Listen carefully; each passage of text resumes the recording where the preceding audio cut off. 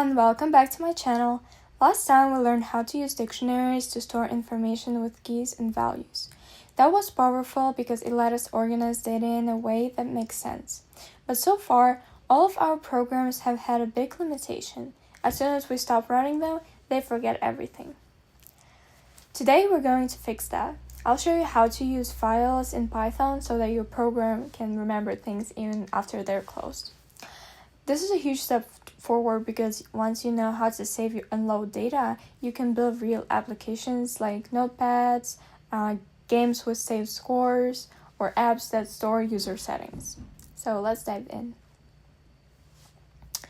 Okay, so think about everything we've coded so far. We can create variables, lists, and dictionaries, but the moment the program ends, all the data disappears. It only exists in the computer's memory while the program is running.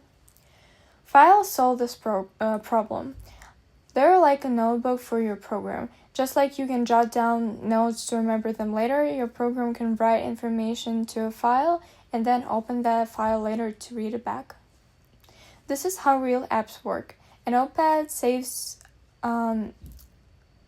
app saves your text to a file, and a game saves your high scores, and even your phone settings are saved in files. So without file handling, programs are basically like calculators. They give you answers, but they don't remember anything. So to start working with files, we use Python built-in open parentheses function. Let me show you a simple example here. So here you can see this code segment, and so what's happening in this code is the part where it says open parentheses quote data.txt close quote comma quote w quote and close parentheses. This part, it creates a new file called data.txt in your project folder. The W in quotes means we're opening it in write mode.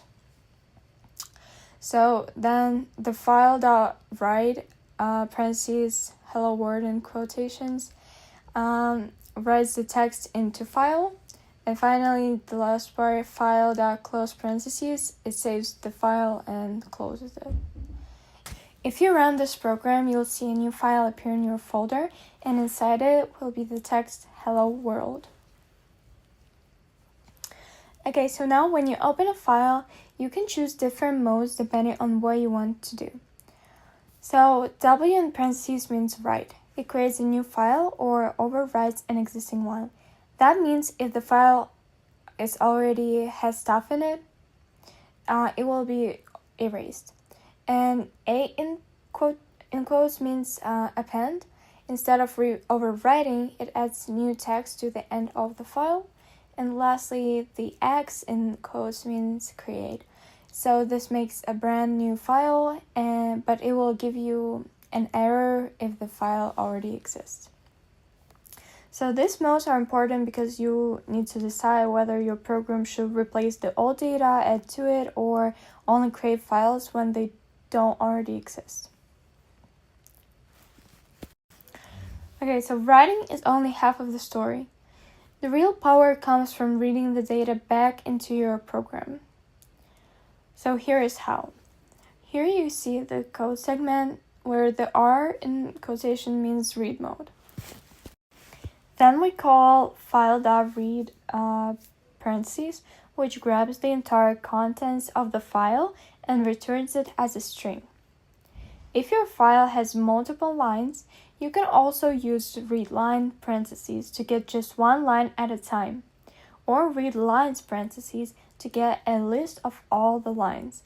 The flexibility makes it easy to work with different types of files.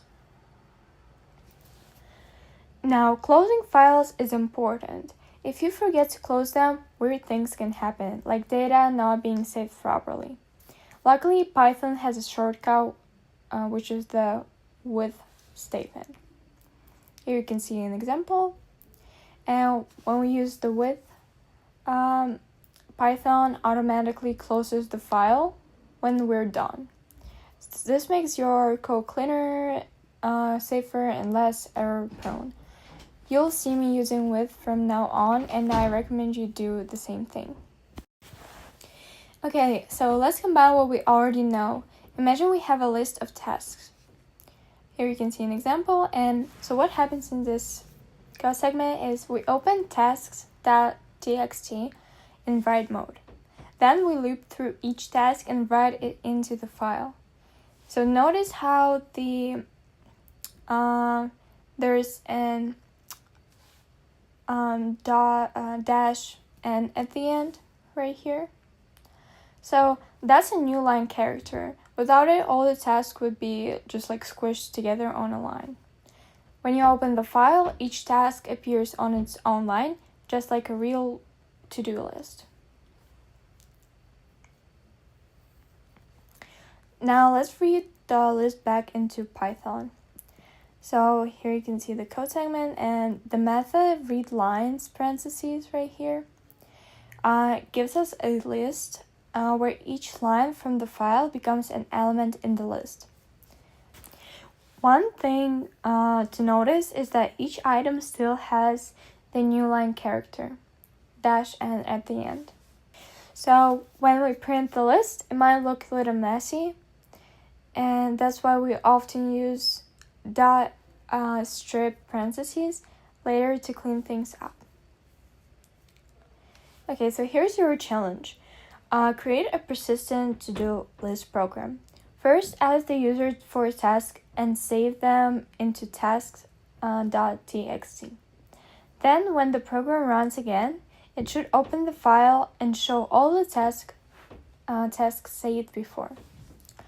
So this will make your app feel like it actually remembers things, just like a real productivity app. Take a few minutes and try to code this yourself before I show you my version. Okay, so here's one way to solve the challenge. Here you can see my code. So what I did is I split it into two functions. Add _task takes a new task and writes it into the file using append mode, so it doesn't erase the old tasks. Then show _tasks opens the file and loops through each line, printing it neatly with a dash in front. And notice the strip parentheses. That removes the extra new line characters so it doesn't look messy.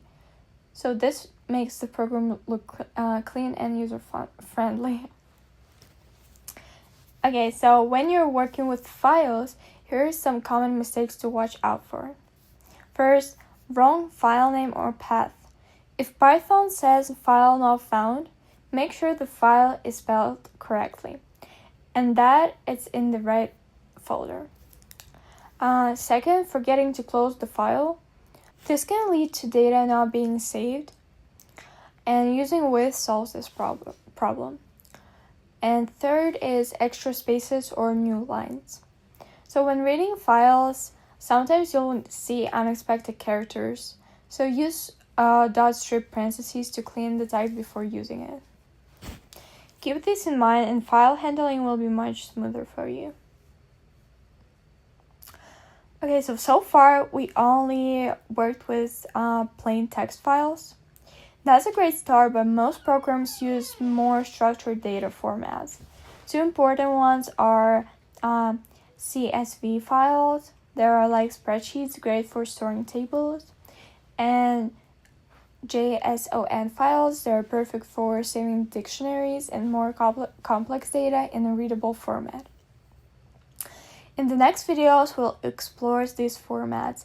They'll open up even more powerful possibilities like managing inventories, saving user profiles, or even working with data from the internet. Okay, so before we wrap up, here are the key ideas from today. Files let your programs remember data even after they're closed. Then use open parentheses with the write mode, write, append, or read.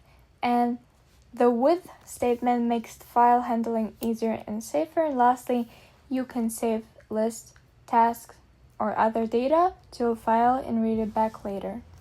This is your first step toward building applications that feel real and useful.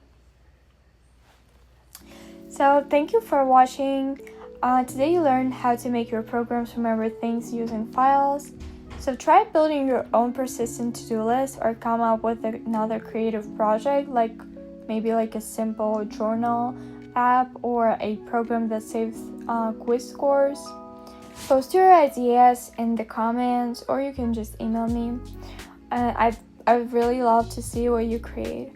Don't forget to like the video and subscribe so you don't miss the next lesson where we will learn about CSV and JSON files. Those will make your program even more powerful. So until then, keep coding, keep experimenting, and I'll see you in the next one.